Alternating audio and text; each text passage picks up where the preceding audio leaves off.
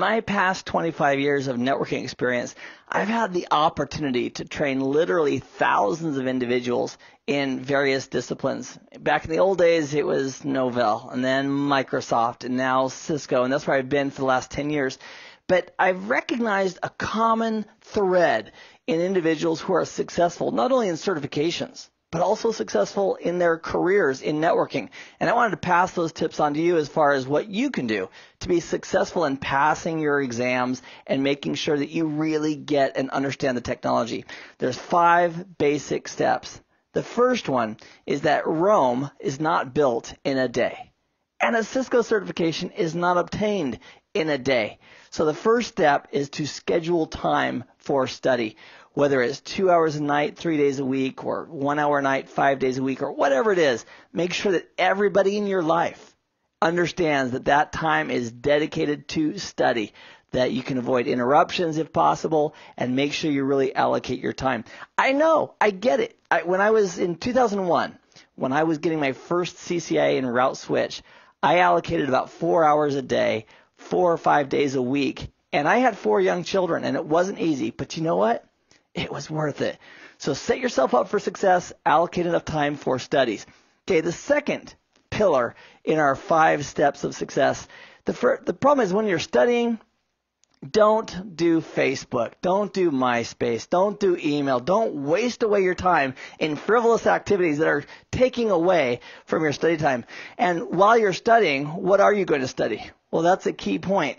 I'd like to direct you to Cisco's website as you focus on what you should be studying. This is the detailed exam topics from Cisco on their website about what they expect a CCNA to know. So I would take each one of these topics one by one, maybe extract them, copy, paste it into an Excel spreadsheet or a notepad, whatever, and then I would rate yourself on each of these items. What do you mean, Keith? Rate myself. Check it out. You're going to rate yourself 1, 2, or 3 on each topic. A 1 means I don't have any really good idea of exactly how that works. A 3 would be I totally understand it, I could demonstrate it, I could explain it. And a 2 is somewhere in the middle. Why?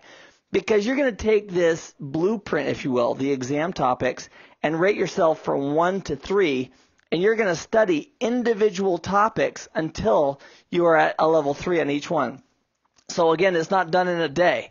I would simply rate myself on everything, and then I would start with something that looks interesting to me, like, okay, here, the OSI reference model, great. If I'm at a level 1, and I didn't even know there were 7 layers, I didn't know that routers operate at layer 3, forwarding based on IP addresses, that's why they're called layer 3 routers. If I didn't know a layer 2 switch made forwarding decisions based on layer 2 MAC addresses, because it's a layer 2 switch, and I didn't have any of that knowledge, I would rate myself as a 1. And then I would start working in my first study session to help get that 1 to a 2. So the second step is to identify the topics and focus on them one at a time. Okay, the third problem and the third solution in our 5-step process here is we need to avoid all theory, because there's 2 major success components. One is knowing the theory behind how something works, and the second is to actually know how to implement it. We have to know both. So we are going to need access to practice gear. There's no way around it. If you're going to be Cisco certified, Cisco wants you to know how to configure the gear, not just think about configuring the gear.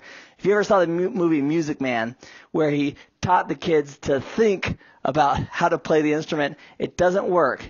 You have to actually get your hands on the gear. There's 3 primary options for that. One is having access to real gear.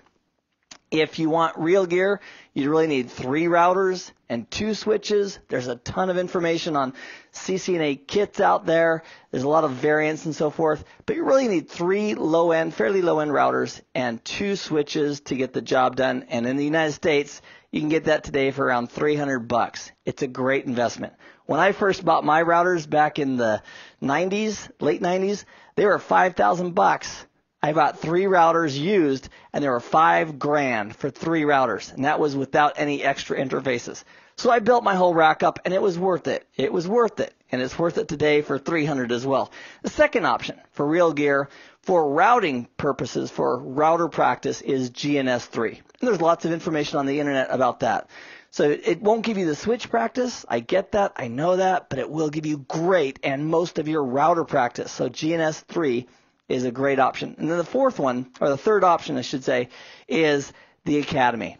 If you are a member or affiliated with Cisco's Network Academy, you can use Packet Tracer, which is a simulator, which is included as part of the Academy service that they offer.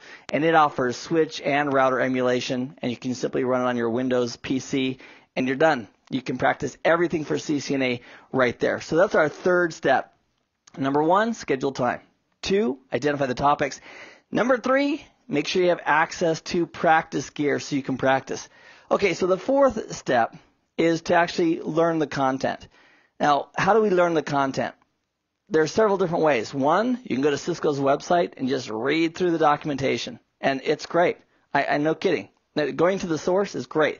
However, for learning the technology and how it works, that usually isn't the only reliable source that you'd want to go to. So what you're going to need to get your hands on is some type of training, whether it's a class or self-paced training, something where you have an individual who really gets it, who can boil it all down, walk you through exactly how things function, demonstrate it, and then make sure you're good with that confirmation of how you understand that data.